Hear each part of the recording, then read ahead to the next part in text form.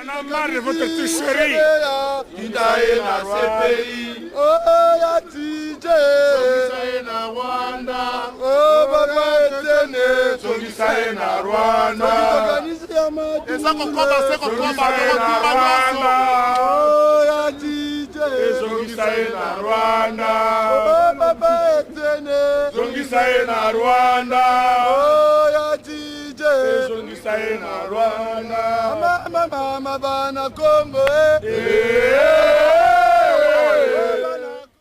Ngai Cyprien Wechi, avocat du diable, alias gaz lacrymogène. Bande konangai na kolemba bino te. Na kolemba bino te. Même bobengani ngai na kolemba bino te. Ngai Cyprien Wechi na tiaka motema na ngai na bilili ya les amis de Wechi. Lelo na kati ya émission na deux sujets. Sujet à Liboso, avocat du diable. Gaz lacrymogène, a komemabino na Schumann. Et pas wapi, Bokechu premier, a bengi ba Congolais pour na sorti album naye, album révolutionnaire. Nyoso edeka ki na place Schumann, ba mama batata bandeko bokolanda nyoso.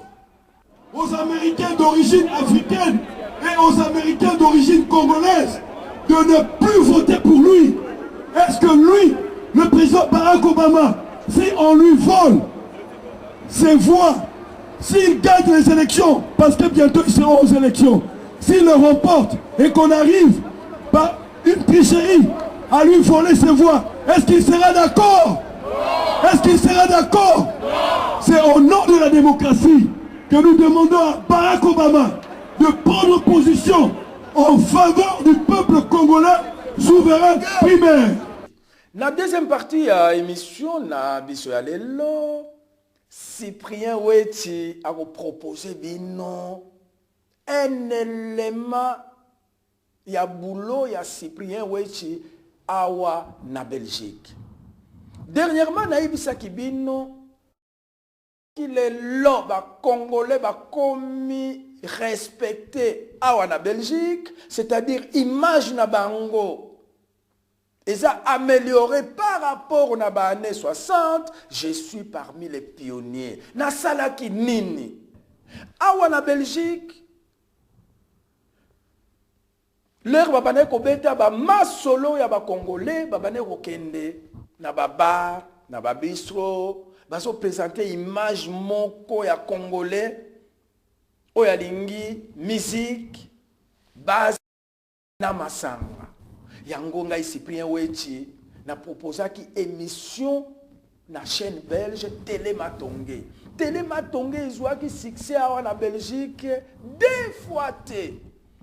Bato oyo babane ko présenter Télématongué bana na biso. Ngai moko na salaki na sima. L'objectif c'était de démontrer à tout le monde que biso pe toza na bana oyo baza mayele. Yango ngai Cyprien Wechi na bandaki ko encadrer bango bana yango babane ko beta oya poto esalaki pe ba jaloux na milieu belge kutu ba milieu belge ba komi koyokela biso zuwa ba communauté mosusu ya ba arabe ya ba italienne bazalaki na projet neti oya Télématongué te bana na bango ba kepa ya ba ministre va poser ma question. Et ça l'a quitté. Kawan et ça l'a kaka. La communauté na biso et pas ya Cyprien Wechi. Yango les lots n'a présenté bino les 12 minutes ya Télématongué. Peto pesa ki émission ana. Télématongué. Combo ya biso moko ba Congolais. Pe générique na biso ça qui na musique ya Zaiko. Ce que yoki kaka boye. Omonike non. Congo na biso émission et banaï ko sala palpite awa na Belgique.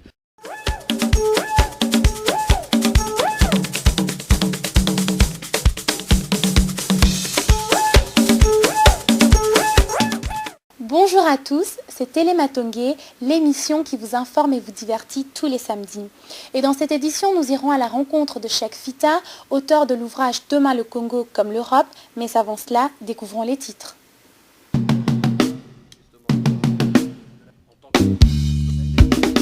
Demain le Congo comme l'Europe, ou la vision de Cheikh Fita de la RDC, le dramaturge congolais nous a rendu visite la semaine dernière afin de présenter son ouvrage.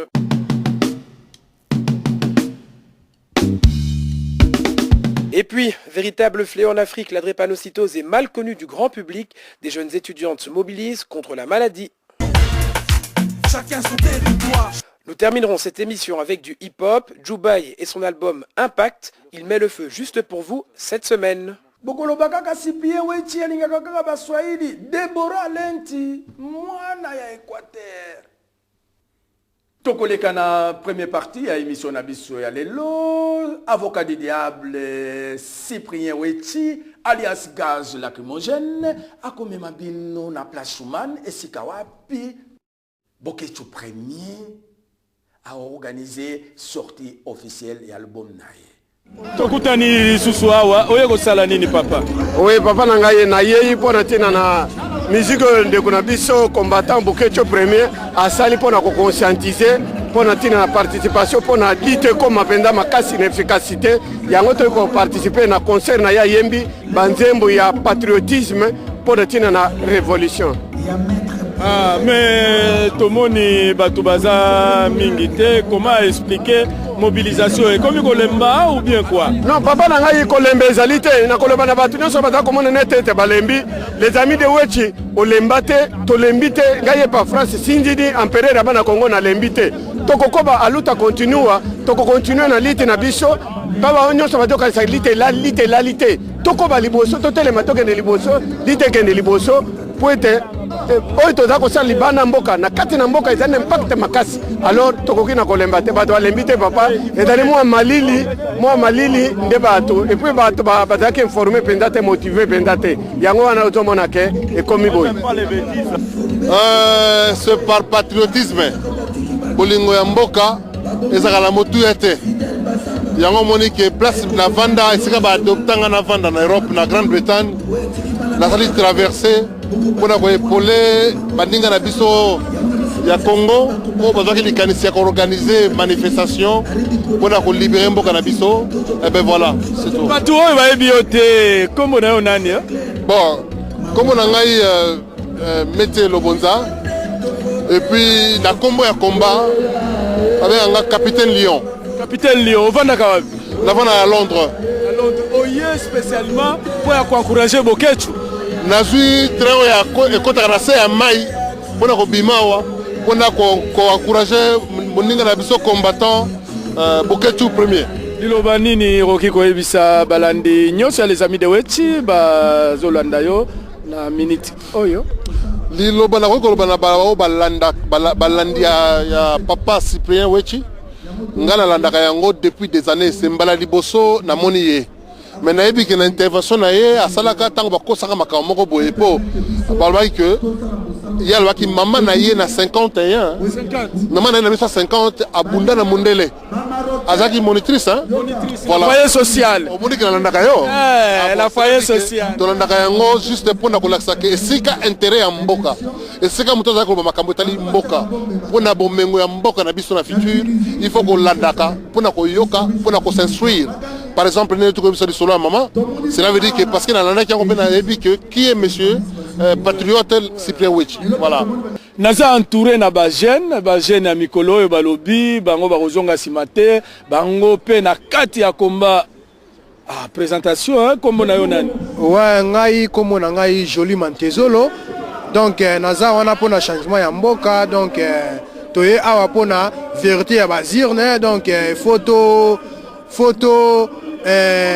vérité et bana parce que biso to pona ki président na biso Etienne Tshisekedi wa Mulumba donc bango ba occidentaux ba lingi ba côté na biso mutu o biso to lingité alors to ye on a pona ko réclamer vérité donc il faut vérité et bana mokili mo bimagana to za posa la vérité donc to boyi makambu ya ko tela biso o bango ba lingi alors que peuple congolais na Congo azako souffrir effectivement na Kinshasa azako souffrir azako kufa banzala ba classe ya malamu ezalité ba hôpital ya malamu ezalité donc biso to ye wana pona ko boya makambu wana fo changement na mboka na biso Congo et kota parce que biso to yaki na mboka oyoyo to kimaki uniquement pona problème il y a santé, problème, il y a classe, problème, il y a Makambo lobby mais mingi yo pe comme na nani ouais nga comme na ngai Michel donc toza en katia donc toza na kati ya Union européenne tout près donc face à l'Union européenne donc parce que on a des jeunes tu vois toza na kati mboka mais il y a rien qui va donc tozalaki na kati mboka souffrance et tout donc voilà to sengi na ve to les capitaux loba quelque chose quand même pour na mboka na biso dans mboka na biso to souffrir il y a rien qui va donc yango le lopenda to bi que non il va partir donc on est là on est déterminé et tout on va faire tout pour notre pays pour na bana biso to kobota avenir na biso avenir à bana et tout ça là toujours les meilleurs et les bons donc c'est pour cela to bengami na kati il y a les amis de Wetch pour te passer la masse na biso to la activité na biso et tout pourquoi on est en train de réclamer donc c'est pour cela on est là donc voilà message na bino ekoleka tozwa message ekoleka tozwa papa na question moko sikoyo ba parlementaire ya opposition bake parlement likambo yo omoni yango ndenge nini papa nalobaki nakanisi na les amis de Wetch na betaki mbelela mbalelekaki nalobaki ete mise en garde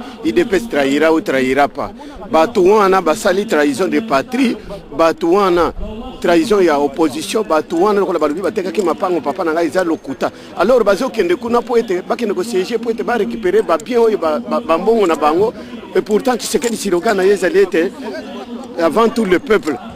Donc le peuple en premier lieu. Mais bango bazo que ne peut pas sauver va bien na bango mapango bateka ki ba récupérer nanu alors ba ya ko s'occuper na peuple. Et dali lokuta même le Cambo tomoni papa oui ba déporter bande ko na biso na kisasa bazo la kisaka baza ba combattant bato na baza ba combattante ba lokoti bato na kwike bakena bango bato wana baza ba combattante lelo baza ko loboke baza ba combattant ba combattant biso ba oui ba France ba Wetch boye ba pasteur ba telemi wana baza ba mais likambo yo balobi balakisi bango na télévision makambo ya Sony balobi wololo bazongi maboko pamba balakisi yango na télévision likambo wana bozo mona yango ndeye nini papa likambo wana eza lokuta ezali chantage na bango eza gouvernement sanguinaire eya na lokuta mutu ko mema bango bana Laurent Désiré ko mona yango lokuta baza ko vivre lokuta bakotika kaka bato lokuta ezali lokuta bato wana baza ba combattant tala ba combattant biso baya bakange pa France bakanga Wetch bakanga ba arimoke bakanga bato nyonso ba combattant ba oyo babenga ba combattant oyo na diaspora ba odombo bakanga biso bakende na biso yango wana nde balo bake bato kangi ba combattant na diaspora mais bato wana oyo bazo betela wololo wana baza ba innocent muwei baza ba innocent baza ba combattante baza ba lekinzela bato baza na ba problème na prison na mikanda na bango yango bango ba lokoti bango balobi ke baza ba combattante bato wana et puis toza ko lancer na bandeko nyonso baza na ba parti politique oyo etindiki bandeko wana na Kinshasa na kati na Lifelo bandeko wana baza kote wana babima mbangu baya bwato ya Noah ezali ko zela bango toko yamba bango ba déposer parce que na mois de juin l'élection que zala awa ba ko betela ba kit vide toko zana bango elongote voilà eloko ezali wana bana somi bolemba te aluta continue victoire ezali certaine to continuer marche boya sitting boya botelema to kende liboso bobange eloko moko te eloko moko ebangi sabino te donc voilà message na zana yango to telema ki po ete que le Congo soit sauvé soki yo telema ki po na pe France telema ki po na odombo to po na Henri Moke lobi aria kokoya bible lobi ete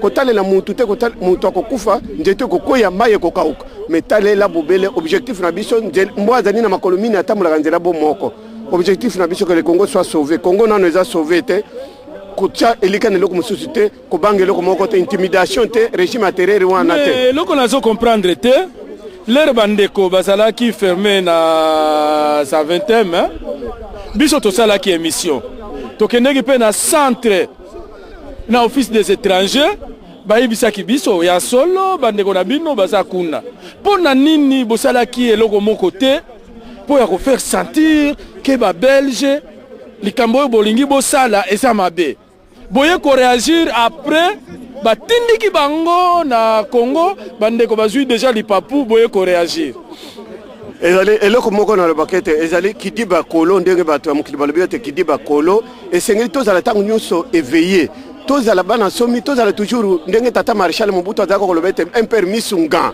tozala tango nyonso éveillé tozala te ba combattant ya to yango ezoka musanga lere musiko komona likambo boyo kobenga combattant lali akangi GSM combattant akangi on a fatigué au bona boy non tozala toujours debout déterminé motivé na niveau nyonso sur tous les plans pour être ce qui soda et tomba ce que koyi kuna na maluko azali et koyi boya azali tozala toujours toya ko shituka kate tozala bato ko shituka te tozali pas tango mulai ba bibiso bato ko shituka mais tango tozala batuya to lamuka déjà to fumuka kala voilà et loko wana parce que bande ko na biso bazui lipapu biso ba journaliste to sala ki boulot na biso to sala ki boulot na biso ki toko lere bazaki na centre fermé ba téléphonaki na les amis de Wechi to lekisaki yango bande ko basala ki loko moko te to zwaki pe initiative to ke na office des étrangers.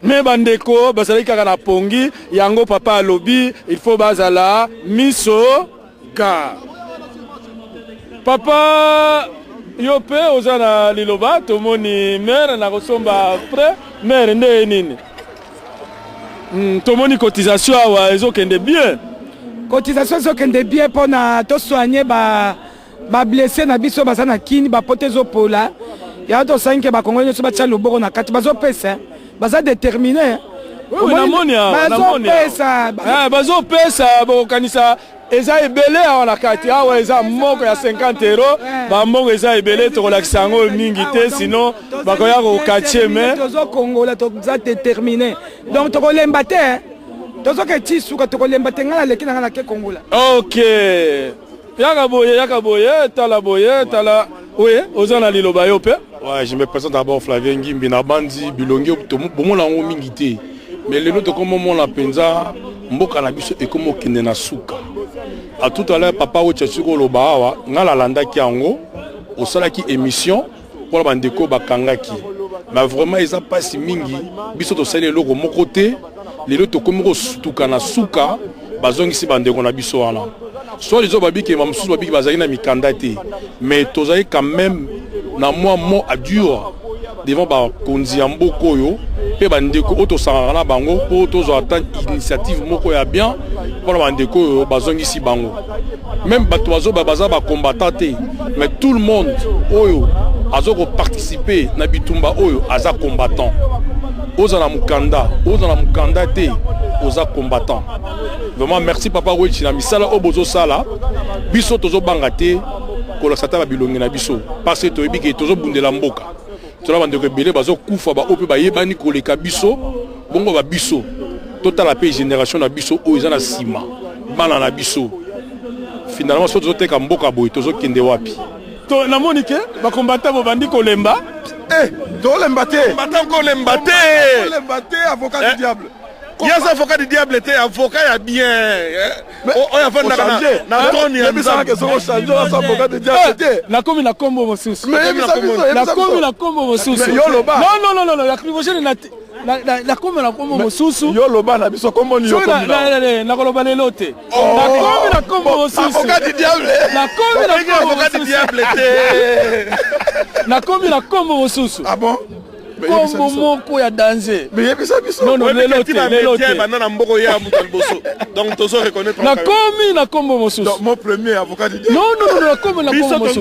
On va mettre tous les Congolais maintenant au travail. Tolingi to sa Kanamba Hippolyte. Bolingi bolo. Kanamba Hippolyte oza mutu moko zo réfléchir te. Bokangi bato bazala olia na ba wenze, bokoso ba combattants, c'est pas des combattants.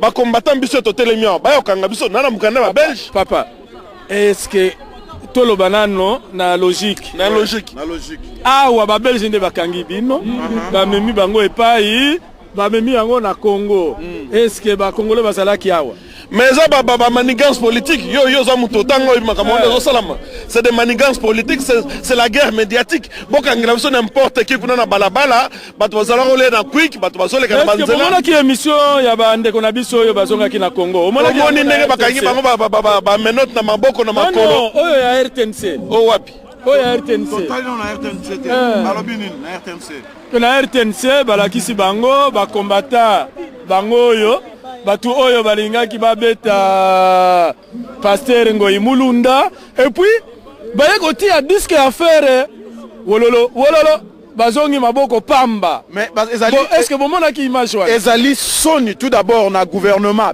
belge, lelo nazali soni koyeba ke nazali na nationalité belge pona makambu o ba uti ko sala pona ba congolais. Et ezali soni pona ba ministre na biso soi-disant ministre ya Congo aya koyamba batu oyo ba bengani bango to ba refoulé bango bazongisi bango na mboka, il croit que bango baza ba combattant. Non. Baza ba combattant ezali batu yangana bazali kolia na ba quick bazali kotambola bazoleka et police akangi bango loka baza na ba problème peut-être na ba identité peut-être na ba mukanda alors bazongisi bango na kini ba bike non ce sont des combattants batu banga beta kengo adondo banga beta ngoimu mulunda mais non qui a 15 ans azala koleka na bakanga ki epé balo bakanga combattant na kendaki na bimsi mwana nga to vana ndako. Donc on a pris n'importe qui passait dans la rue balakisa na guerre na bango médiatique et bakangi combattant boko kange jamais. Au contraire, Kanambe Bokolongwa. Et là, comment qu'on a nazo comprendre était l'heure basala qui na centre fermé. Biso ba journaliste et les amis de tout ça là qui boulot na biso. Tout informa qui bino que bande qu'on a biso basa fermé. Et puis to kende qui na office des étrangers ba confirmer biso ya solo basa kuna to tindika bango. Pona nini bosala ki eloko mo côté. Biso to zala ki na information wana te. Koyeba président André Mouké a passé un message. Alors passé un numéro ya avocat maître Claude. Alors maître Claude a se chargé dans dossier wana. Bato no so bakanga mpona makambo ya marche ba libérer bango. Mais bato bazali na ba contentieux na bango avant. Peut-être yibaki to sala makambo susu ne batikala kuna. Mais bato bazongi wana groupe bazongi wana combattant azana kati ya groupe wana te. Ezali gouvernement belge. Alingala kisa gouvernement congolais que nazo sala boulot tala ba combattant bangwana akosi bango wana ba combattant te eza batu baki na ba problème mikanda na ba kamna ba mususu ale gouvernement belge a profité a tindiki bango. Mais est-ce que ça livre vraiment likambo pe un gouvernement oh ya solo et qui ne reflète les kambabongo? Mais non, c'est de futilité. Les alliés na bassin, c'est ça babilo comme ya ça. Non, moni bassin, mais na côté ya Congo et ça lui moins impact, hein? C'est comme si l'idée continuer les biso to telemiawa soki baza koyeba te soki bazoyeba te makila na biso ezali pona mboka na biso Congo. Soki bana kini bayebi te soki mboka na biso mba bayebi te ke Kanambe azali étranger, Kanambe azali rwandais, biso to koyebisa Kanambe ke tozali ko continuer toujours lutte na biso. Peba belge va croire que so bokangi moi minorité à batu botini ki bango na Kisasa alors combe cité toko intensifier combat zali a côté les miens na malili combe so continuer toko intensifier combat jusqu'à ils ont continuer question mosusu ya avocat du diable na kolemba bino te na kozala kala simala bino na kotungisa bino ba parti ya opposition ba député ba kei parlement. Est-ce que batuna qui a vu Nabino? Mais ba député va député à Sony. Ba député à opposition. Bazali ba opposition à Sony. Bato bazo ko continuer toujours ko ça biso passe. Na bakoti na ba shege bakoti. Tango ayoki nzala. Tango ayoki nzala ami bengio azali aza opposant. Tango ba présenter le Rolia accueilli. Biso yo to telemiawa bati na ba millions tozaka ba combattant mais Kanambe doit partir. Et Kanambe finira par partir. Non, répondre là la question là, répondre à la question là. OK, ba député wana o ba koti lokola biso ba otikoloba.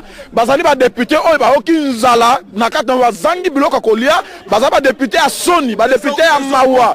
Des opportunistes o ba moni que non, alors to profiter na moment o bango ba kei kuna na kata da parlement. Bazali minoritaire. Bazali baza majoritaire, tu bazali minoritaire. Donc ba ko foutre absolument rien na kata parlement. Donc Kanambe tout d'abord bango bazali ba majoritaire, cela veut dire gouvernement et comme pas na bango nani président parlement akoza la mutu na bango. Non, place il y a opposition ezalité, tozali kozonga ce besoin comprendre que tozali kozonga na un parti état. Papa na ngai oyo na mesana ko bengo papa weshi yo toujours papa na ngai na respect na pesaka yo. Yo moko yebe tumbo depuis to bandaki yango tine tozo kende kaka ti lelo na ndenge moni biso susu awa lelo. Tozali kolela kaka biso ba combattant ya mibali na ya basi ba combattant na ba combattantes. Ezali ngai fiche bango les grands combattants de Bruxelles, on azali ko senga toujours tozala toujours unis.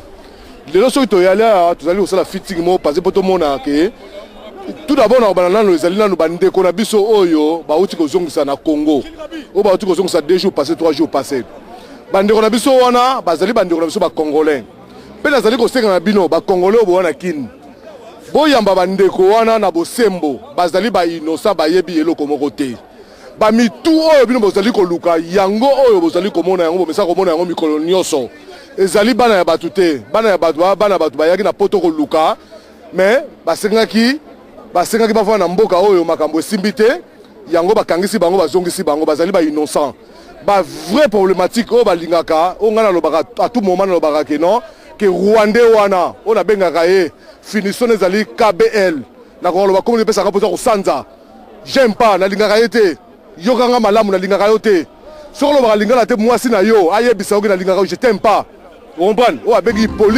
Hippolyte alias Kanambe nalingaka yo te botika bana bato baza ba innocent ezali nde biso nde Lambert Mende nazali koyebisa yo tika bana bato bazali ba frère na yo konyokola bango te ndenge oteka mboka tika bana bato bazali ba innocent ngai soki na ye awa na ye koyoka album ya sika oyo tobimisi mpo oyo tozali kofinga bino bolongo botika mboka na biso problème ezali awa oyo nazali koloba yango papa na nga atelemi awa azoposenga baquestion ke mboka na biso botika koteka yango jamais ezali mboka na biso tobote mpe tokoli kuna mpe tokozonga komi bino bolingi boteka mboka wana biso tozotia opposition boteka mboka wana te botika mboka na biso tranquille ata nzete erespiraka botika Congo respire Congo oyo tolongola se ekoma na papa na question moko oui.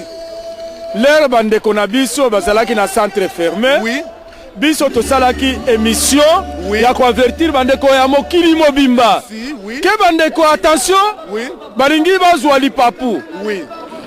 Tokendeki pe na office des étrangers oui. Tokutani na porte-parole na bango oui. Yepe a confirma ki biso alobi oui. Ya solo bandeko na bino baza na centre fermé oui. Kala mingi te bakozwa lipapu oui.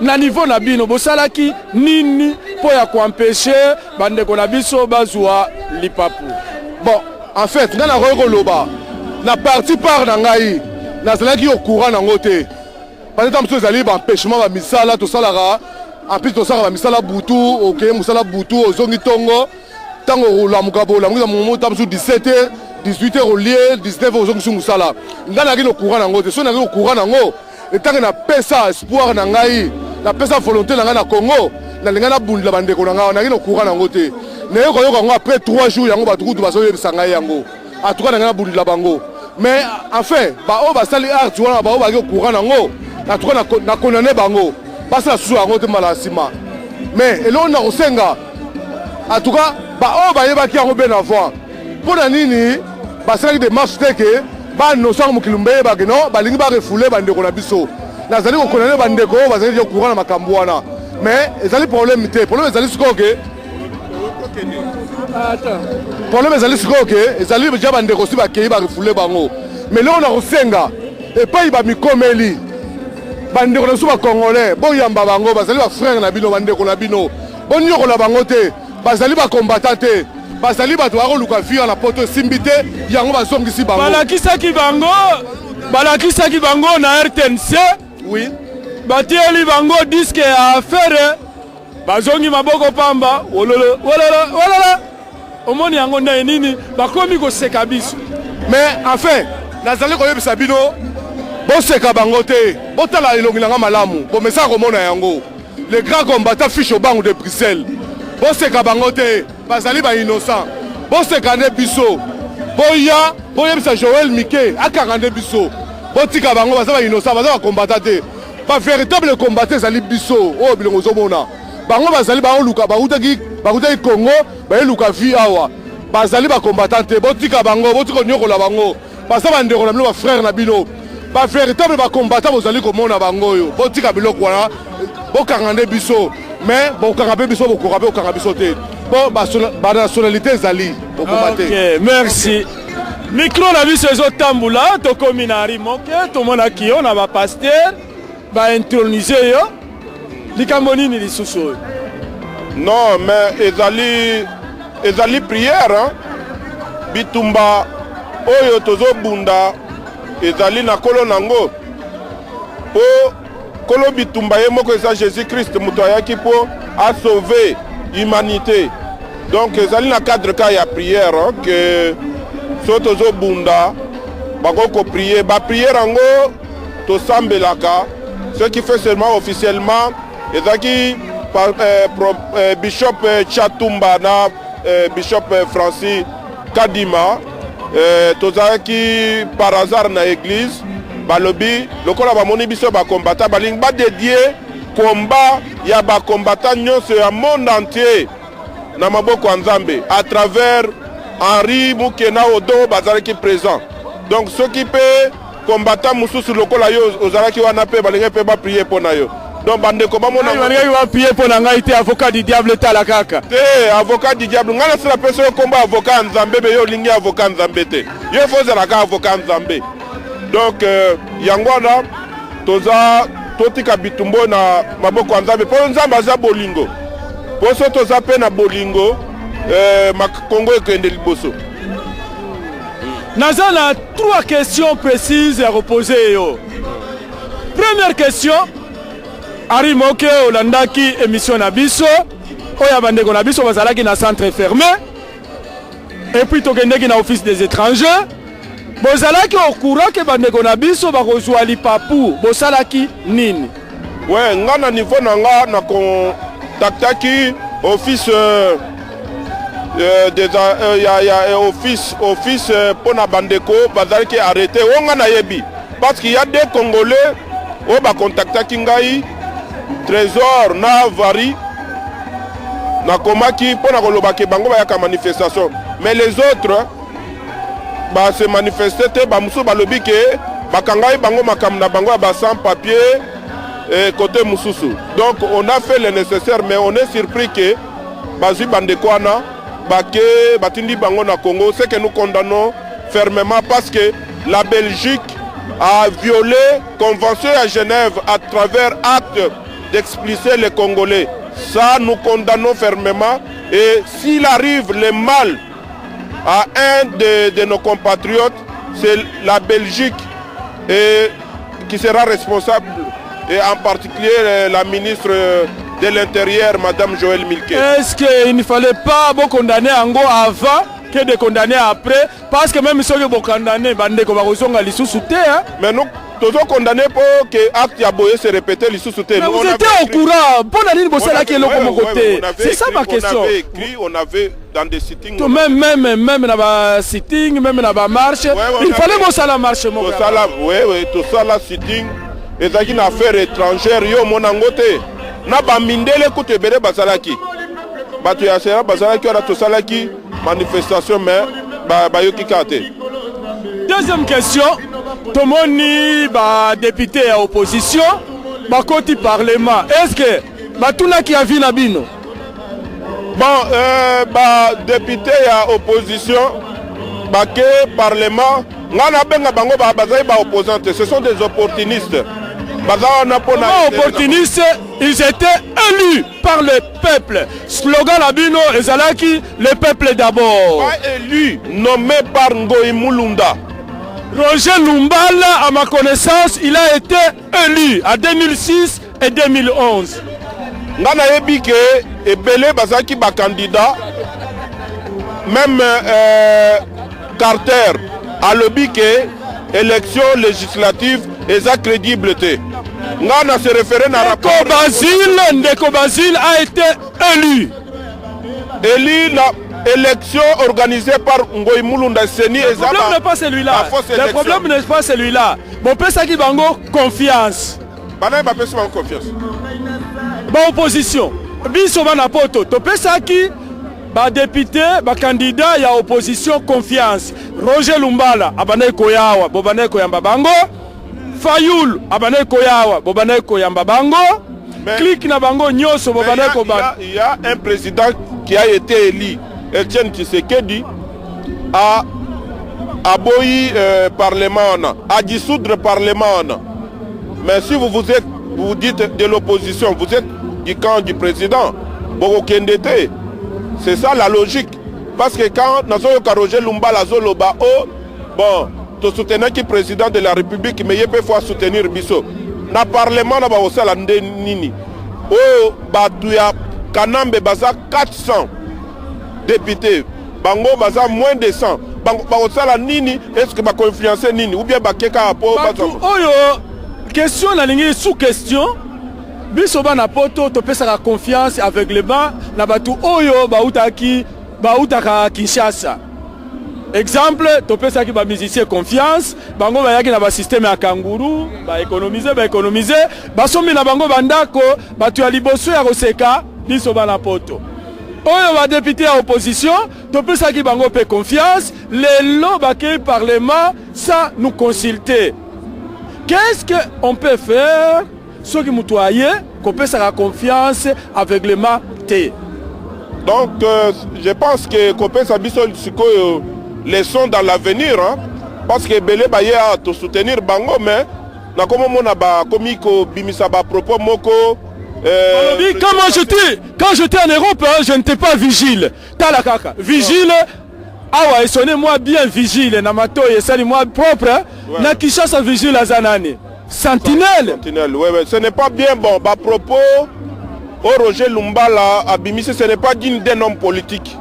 Comme ça, la biloko, oso se comporter le cola, voyou mokobo, oso se comporter le cola bayanka balabala. Or, un homme politique, on n'a pas éduqué masse. Mais hier, ils ont se comporter. Et puis, ils ont communiqué négativité, na niveau ya ba combattant kolobake, ndenge zaliboe, makmache lali, total la kanza kombaye moko. En tout cas, vraiment, faut regretter.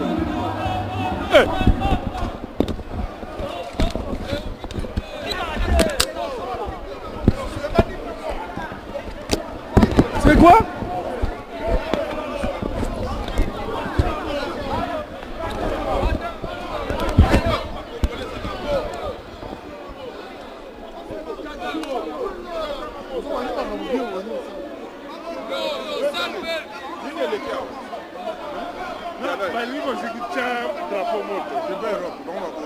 Bah boy.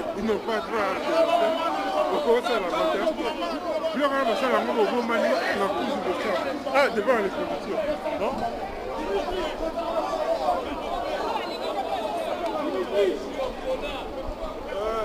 Maria Tumbango! Ils ont qui basé Kotumba le drapeau. Un jour là, c'est manette. Le drapeau à Congo, c'est pour cela qu'il y a eu.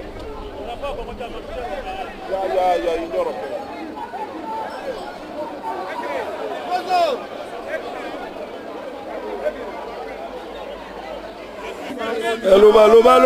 Batu oyo bakoti na président, bakoti na parlement, eza ndenge nini? Bon, tozalaki na parlement, kuna na parlement tozalaki kuna député oyo aza kosoutenir biso député fédéral Laurent lui arépondaki, aposaki question na Didier Rendes soki akokende kaka toujours soki Didier Rendes aza ko maintenir décision na ye ya kokende na Congo. Mais député fédéral Laurent lui a posé Didier Rendes à la bique à Rokende toujours la c'est la vie. La Nazoua.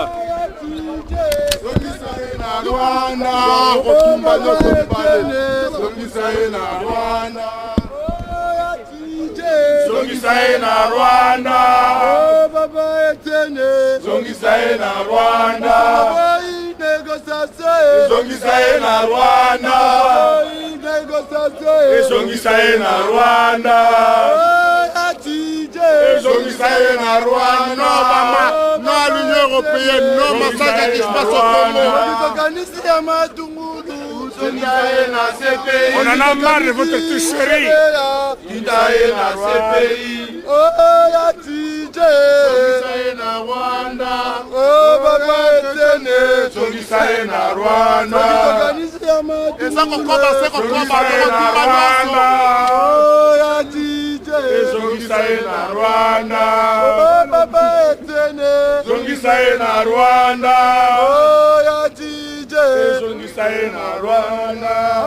Mama bana Congo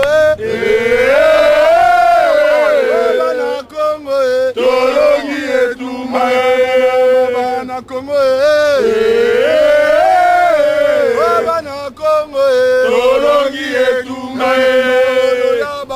Congo bana Congo tolongi etumba oyo ya molimo bana Congo tolongi etumba oyo ya Congo bana Congo tolongi etumba balingate Tshisekedi président balingate Tshisekedi président balingate Tshisekedi président balingate Tshisekedi naza na question moko newo nazo comprendre te pona nini biso bana poto buzoba eleki biso bamizise bayaki awa toyambaki bango nde bakomi bato ya liboso ya koseka biso toyambaki lisusu bapoliticien bango bake parlement ça demandait notre avis bakomi koloba moi quand j'étais en Europe je n'étais pas vigile vigile awa ezo sonné moi bien na matoi mais na ndenge akini vigile azanani asa sentinelle omoni esalaki nga pasi pe mawa pe na esengo ya komona un type comme Roger Lumbala aleki baba bêtise oyo alobaki mpona bana poto. Moi j'ai des images, des preuves. Oyo tant que na Roger Lumbala, moi na yamba été, moi j'étais même pas là. Et ça bande comme sous oyo ba combattant oyo ya pareko ya nani ba yamba ka Roger Lumbala en Allemagne.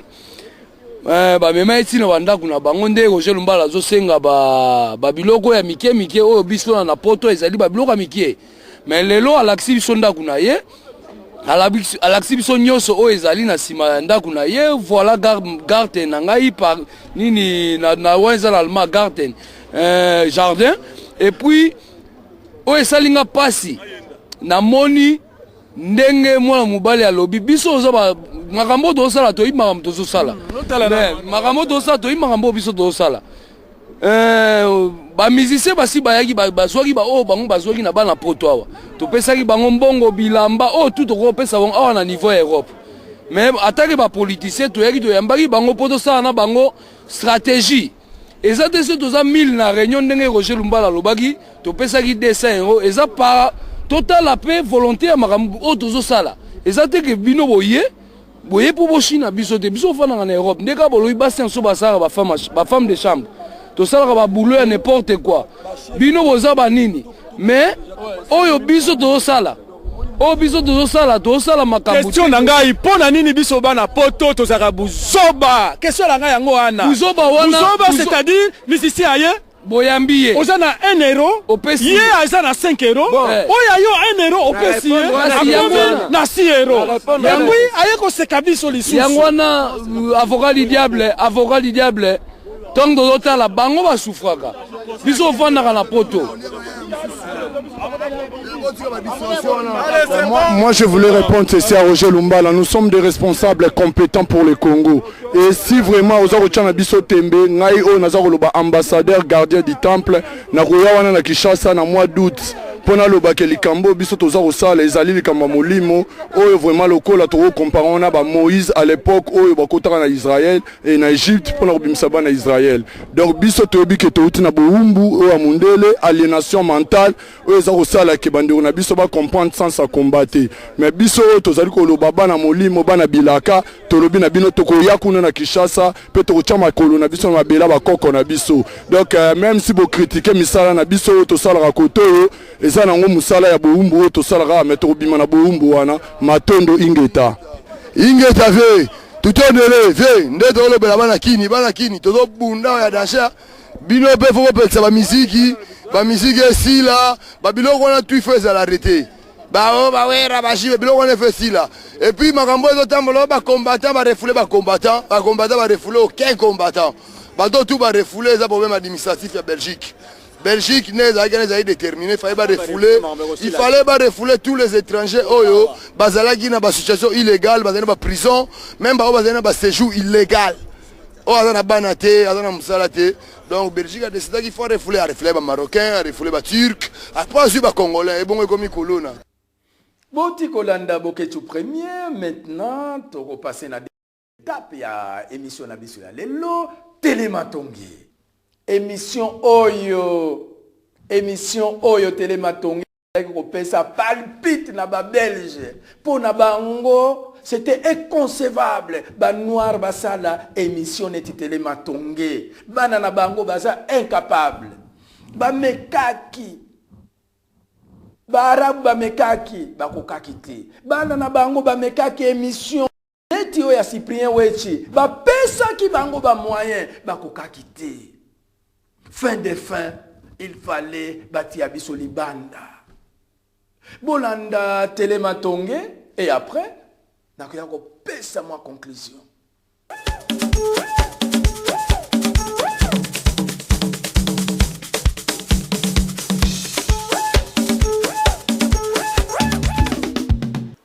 Bonjour chers amis, merci d'être avec nous pour cette nouvelle édition de Télématongué.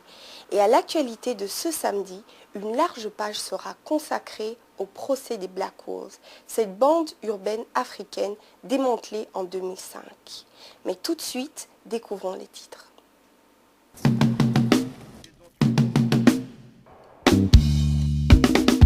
Dans cette édition, nous reviendrons sur le drame d'octobre 2005 où le jeune Lionel Issengue perdit la vie. 29 mois plus tard, un verdict est tombé. C'est un document exclusif de Télématongué. Et enfin, rap français, Stromae c'est son blaze, il met le feu sur Télématongué. Stromae, galère, Stromae, sur net, ou dans les bacs, galère, Maxi, 2007. Souvenez-vous, dans la nuit du 22 au 23 octobre 2005, le jeune Lionel Issengue perdait la vie dans un accrochage entre bandes rivales au centre de Bruxelles. 3 ans après, le verdict est tombé. Et une seule phrase reste sur toutes les lèvres. Plus jamais ça. Christian Missia, Guylain Zobio. Le jeune Lionel Issengue avait été tué lors d'une agression dans la nuit du 22 au 23 octobre 2005. Sa mort avait bouleversé la communauté africaine et de nombreuses personnes lui rendirent hommage au cours des funérailles. Le 3 mars 2008, la cour d'assises de Bruxelles s'était prononcée pour cette affaire au cours du procès dit des Black Wolves, du nom de la bande des 5 suspects accusés du meurtre de Lionel Issengue. La Cour, après en avoir délibéré avec le jury, conformément aux dispositions de l'article 364 du Code d'instruction criminelle, condamne Mangala Ikete Orson, du chef des faits dont il a été déclaré coupable par le jury à 10 ans de réclusion. Condamne Kialanda Garcia Pedro, du chef des faits dont il a été déclaré coupable par le jury, à 13 ans de réclusion. De nombreux parents étaient présents pour écouter le verdict. Il faut un message fort pour que notre jeunesse, nos enfants, comprennent que l'hospitalité qu'ils ont bénéficié d'être accueillis dans ces pays, où il y a tant de possibilités, ne peuvent pas leur permettre de les gaspiller par des comportements pareils. Parce que ceux de leurs frères et sœurs qui sont restés au pays n'ont aucune de ces possibilités. Ils sont condamnés, eux, sans avoir commis aucun crime. Mais eux qui sont ici, ils se condamnent eux-mêmes. C'est très triste.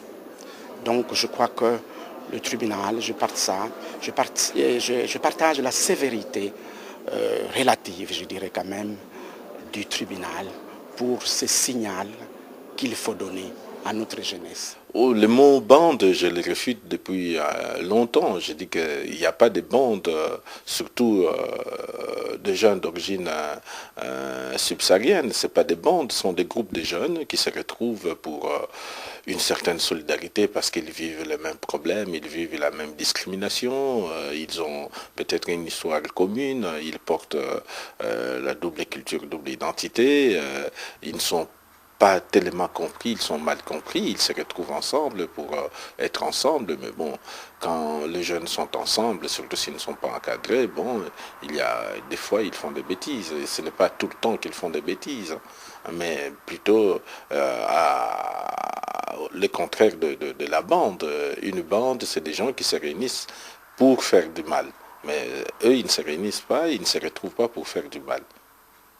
Quelles sont vos réactions par rapport au verdict du procès qui vient d'avoir lieu, le procès des Black Wolves? Quelles sont mes réactions? Bon, un crime a été commis, bon, de toutes les façons, il ne faut pas qu'il y ait de l'impunité. Mais est-ce que c'est ça la réponse réelle? Non, c'est pas la bonne réponse. Bon, je suis désolé, en plus c'est des jeunes que je connais, bon, de part et d'autre, il y a eu un jeune qui a été tué, ça aussi c'est malheureux, ces jeunes-là aussi je les connais, mais bon, je regrette quel est leur avenir maintenant finalement. Et dans ce problème-là, bon, oui, c'est eux qui ont tué, mais est-ce qu'ils sont les seuls responsables? Si l'encadrement n'a pas suivi, est-ce que les gens qui devraient encadrer ne sont pas responsables? Si les gens qui devraient donner les moyens pour un encadrement, s'ils ne les donnent pas, est-ce que ces gens ne sont pas responsables? Fabrice, Moulaï, Moukouna et Popol Lomami ont été condamnés à 6 mois de prison. Ayant déjà fait 29 mois de prison à titre préventif, les 2 accusés ont été libérés le soir du procès. Quant à Trésor Moutamba, celui-ci a écopé d'une peine d'amende.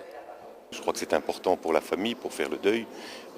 C'est le fait de dire que Lionel n'est pas mort par hasard, par accident, par provocation, comme on l'a plaidé, mais il est mort parce qu'il y avait une intention homicide. Je crois que c'est important. Deuxième chose, c'est un contexte de bande.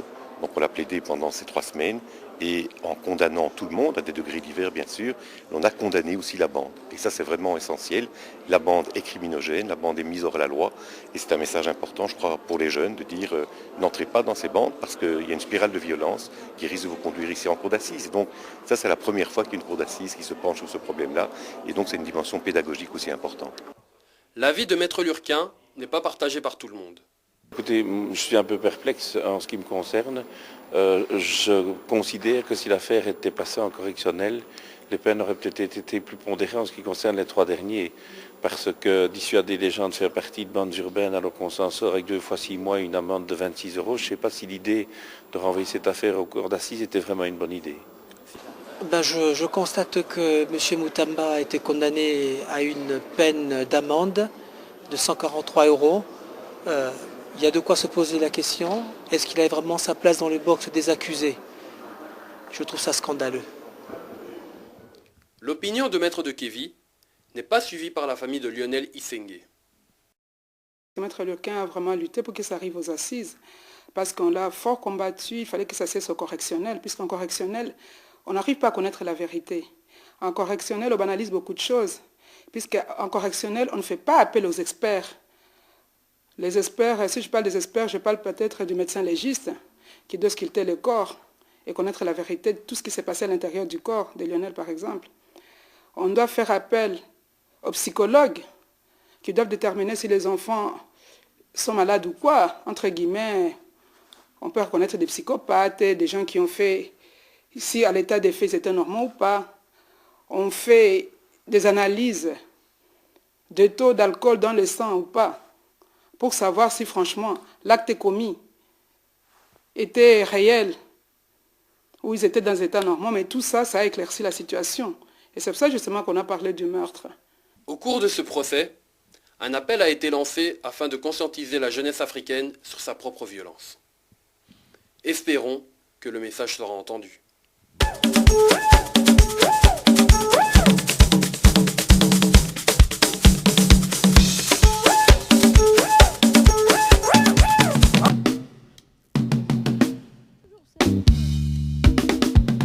Dans cette édition, nous vous proposerons la 2e partie de notre débat sur la crise à l'est du Congo, nos invités se prononçant sur la division et la balkanisation de la RDC.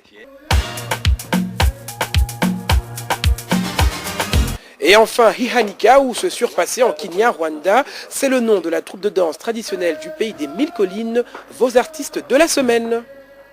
La semaine passée, comme vous le savez, plusieurs personnalités étaient sur notre plateau. Un seul objectif, débattre et proposer des pistes de solutions pour résoudre le problème des Grands Lacs. Temps fort, suite et fin, Alain Osomba, Cyprien Wichi. Diviser ou balkaniser la République démocratique du Congo, une thématique soulevée par nos intervenants lors de notre débat la semaine dernière sur la situation dans les Grands Lacs. Celle-ci a suscité de vives réactions. En 1997, au mois d'avril, j'ai été obligé de quitter le Rwanda. À l'époque, j'étais député à l'Assemblée nationale de transition pour le Parti socialiste rwandais.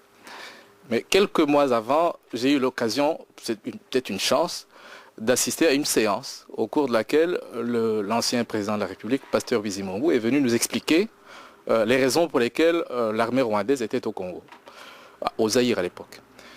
Il a amené avec lui une carte et il nous a expliqué dans une séance qui était à huis clos jusqu'à quel niveau le Rwanda précolonial pouvait être délimité.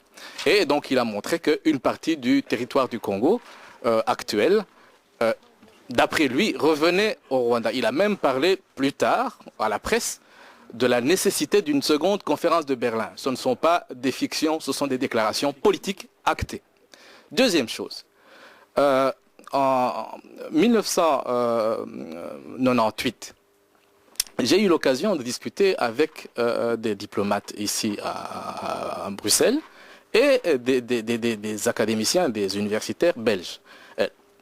Des deux types de discussions que j'ai pu avoir, il y a au moins un académicien, un universitaire belge qui a parlé de la nécessité de l'établissement d'un État tampon entre le Rwanda et le Congo, comme solution, d'une part, à l'instabilité du Kivu, et d'autre part, à l'instabilité du Rwanda. L'État tampon devra servir à absorber le trop-plein de populations rwandaises qui ne peuvent pas trouver de la place au Rwanda. C'est un projet qui existait depuis avant la colonisation. Ce n'est pas une fiction. Il y a eu un mouvement, un organisme précolonial qui a été, colonial, qui a été mis en place par la tutelle belge pour transférer de façon organisée des populations du Rwanda vers le Congo. Donc c'est une chose qui est là, qui existe. Pour ce qui est du Kivu et du Rwanda, il y a une communauté de destin entre le Rwanda, le Burundi et la RDC, qui ont décidé de créer la CPGL. La CPGL, c'est quoi? C'est que quelque part, il y a des liens de frontières qui impliquent des liens entre les peuples. Moi, je pense que c'est ça qu'il y aura entre le Rwanda, le Burundi et la RDC. Mais quant à dire qu'il y aura une balkanisation, ça ne fait partie que des fantasmes des gens qui ont intérêt à créer la déstabilisation pour survivre dans la brousse et continuer à indéfiniment échapper à la justice. C'est tout. Ces théories sont défendues par les FDLR, par tous les autres, pour dire quoi, si vous nous chassez ici, c'est parce que les Rwandais veulent récupérer quoi que ce soit. Rien du tout. Ils veulent l'annexion du Kivu, mais moi je vois que c'est déjà une réalité, parce que depuis 98 et la guerre que Kunda a fait en 2004, quand il a été accusé devant les cours internationales de justice, nous voyons que le gouvernement en place, la MONUC sur place, n'a pas touché à Kunda Batoire. Et aujourd'hui, nous avons vu, quand nous on dénonçait ce qui se fait à l'est du Congo, les pillages de nos ressources, dernièrement, la semaine passée, à la télévision belge, sur la IN, on nous a montré comment les avions du Rwanda prenaient nos ressources et s'envolaient vers Kigali. On a vu comment l'armée, les troupes rwandaises entraient au Congo et sortir sans problème. Donc, ça deviendra une formalité s'il faut proclamer. Mais ça existe déjà. L'Est du Congo n'est pas contrôlé par le gouvernement de Kinshasa. Parce que toutes nos richesses, tout ce qui s'est fait là comme massacre, n'est rien contrôlé par le gouvernement de Kinshasa. Donc, il s'agit seulement des problèmes. Si mon frère dit qu'il n'y a pas la présence des troupes rwandaises en République démocratique du Congo à l'Est, c'est vraiment faux. C'est connu de tout le monde. Il y a eu plusieurs rapports de l'ONU, mais qui ne sont pas mis en application pour peut-être arrêter Kunda ou arrêter l'autre. Monsieur, vous avez une réaction? Merci. Disons, je vais apaiser le président des Bana Congo. En fait, il y a de l'amalgame, il y a des confusions. Et comme l'autre vient de le dire, le manuel de la société civile, je crois qu'il faut essayer de voir plus loin. Et nous, les Congolais, nous avons une responsabilité. Il y a une mauvaise gestion, une mauvaise gouvernance. Que Kahemba, on nous a dit, on a suivi, occupé par les Angolais. Est-ce que réellement il y a un problème entre l'Angola et le Congo? C'est une mauvaise gestion. Le territoire est contrôlé par l'administration congolaise. Si ce n'est pas contrôlé, par exemple, les gens qui sont... il y a plusieurs bandes armées au Congo. Ces bandes armées sont là pourquoi? Parce que les Congolais tels que nous sommes, avec surtout nos responsables politiques, n'ont pas si même géré l'espace congolais et ça a été perméable et ces gens créent des problèmes à la population et au pillage. Vous avez raison quelque part. Mais est-ce qu'on doit fuir nos propres responsabilités à ce niveau-là? Vous, les Congolais, votre pays, c'est un pays qui attire les prédateurs. Il faut que vous vous rendiez compte. Et puis, si vous allez piller le Kivu, le plus facile, moi, si je pille le Kivu, le plus facile, c'est de sauter à Kanombe que d'aller en Djili, évidemment, avec ce que je viens de prendre au Congo. Donc, vous aurez toujours ces problèmes. Tant que vous ne pourrez pas gérer ces problèmes et que vous ne pouvez pas comprendre vos réalités, qui sont les vrais prédateurs, vous aurez toujours les problèmes. Évidemment, l'Afrique aussi aura beaucoup de problèmes parce que votre pays est immense. Votre pays à lui seul peut faire toute l'Afrique. Donc, si vous êtes déstabilisé, nous le sommes et par conséquent toute la région. Et je suis pour ce qu'il dit. Ne nous disputons pas, ne cherchons pas de coupables. Cherchons comment sortir de la situation parce qu'il y a trop de manipulation et tant qu'on ne sera pas divisé, on ne va pas régner sur nous. Moi qui vous parle maintenant, en 97, en tant que responsable de l'ASBL Sima Kivu, nous avons été invités en Allemagne par une église allemande et lors de cette rencontre, il se trouvait là-bas des responsables politiques allemands qui nous ont demandé ceci, qui nous ont dit ceci. J'ai écrit ceci, ce que je vous dis, je l'ai même déjà écrit dans un livre, c'est vous dire que j'assume parfaitement ça. Ils nous ont dit que si nous, société civile du Sud Kivu, étions prêts à aller jouer auprès de notre population ce rôle-ci, d'expliquer que si nous acceptons que le Kivu soit rattaché au Rwanda, l'Allemagne et l'Europe sont prêts à faire un plan Marshall pour le Kivu. Ce n'est pas de la fiction, monsieur.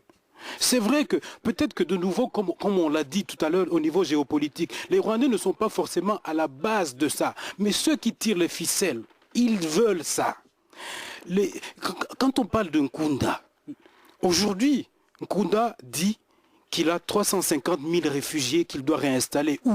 Là où il a déjà évacué plus d'1 million de personnes, 1 million de déplacés qu'il y a au Kivu aujourd'hui. Vous le savez très bien. Les conditions de la kosovisation avancent petit à petit. Et ça échappe à la population, aux Tutsis, aux Bashi, aux Hutus, aux Banande, etc. J'en termine avec la question de la gouvernance. Si vous voulez qu'on parle de la gouvernance, cher monsieur de CNDP, on peut être d'accord peut-être sur le fait qu'à Kinshasa, la bonne gouvernance n'y est pas. Mais est-ce que ça vous donne le droit de prendre les armes?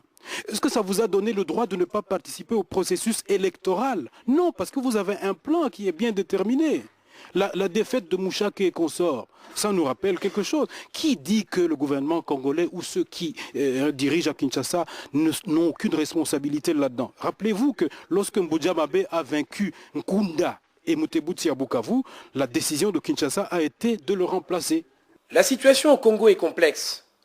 Les ressources naturelles présentes en grand nombre dans la région attirent convoitises et groupes armés. Mais la question que l'on peut d'ores et déjà se poser est de savoir si le Congo restera un et indivisible, comme le voulaient en 60 les pères de l'indépendance.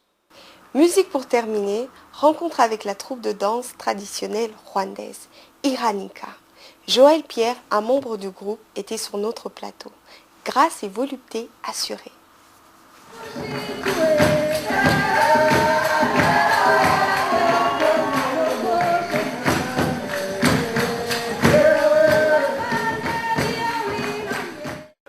Iranika veut dire en Kinyarwanda celui qui se dépasse, qui va au-delà de.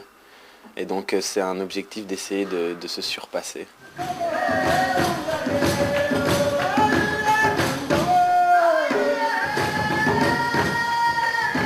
Les danses des femmes, par exemple, ont une portée assez symbolique, c'est-à-dire que c'est une représentation en fait de la vache qui est un animal entre guillemets sacré au Rwanda, qui est très important en fait dans la culture traditionnelle rwandaise, que ce soit au niveau de la poésie, de la littérature, mais aussi au niveau par exemple du mariage, de la dot.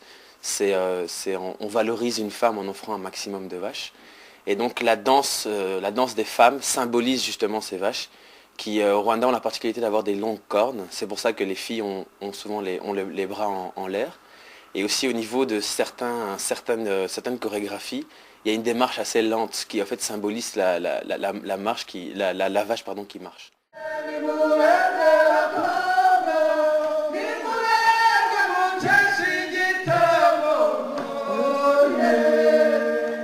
Par rapport aux garçons, c'est aussi une portée symbolique et fortement historique parce que c'est relié au fait au sein de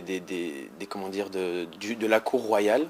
Il y avait dans l'armée du roi, il y avait un régiment, si vous voulez, qui était des danseurs, qui eux s'occupaient en fait de galvaniser les troupes et au retour des batailles de vanter les mérites de la troupe pendant le combat.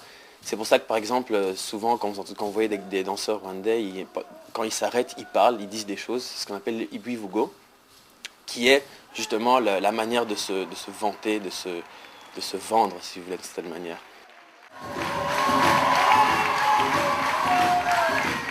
Voilà, merci à Télé Matongue et à Télé Bruxelles par là même de nous avoir accueillis ici pour présenter nos activités. Je tire un grand coup de chapeau à ce type d'initiative parce que ça permet aux différentes activités culturelles qui se font sur Bruxelles concernant l'Afrique d'être présentées.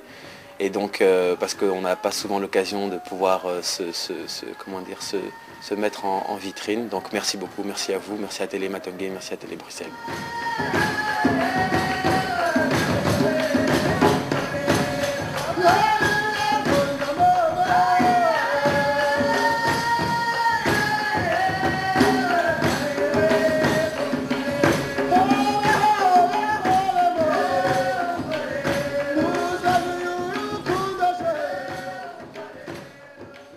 Télé Matongue eza émission oyo tobane kolekisa politique na biso ya Congo awa na Belgique. Ba Belge babandaki koyeba makambo oyo bakonzi na bango bazo sala na Congo. Émission oyo bane kofungola miso ba Belge sur notre réalité. Lokola débat oyo, c'était pour la première fois les amis de Wetch Toreni. Ba Tutsi, ba Hutu, batu ya Kunda Batware, Bana Congo, civil, sur un même plateau, to parler, na ndenge ya biso ba africain, problème ya Rwanda, na Congo. Émission yelekaki na télé Bruxelles, batu ebele, ba belge ebele, ba téléphone qui paye na biso. Ah, c'est comme ça se passe chez vous. Ba belge, il fallait ba ça là tout. Ba boma émission oyo.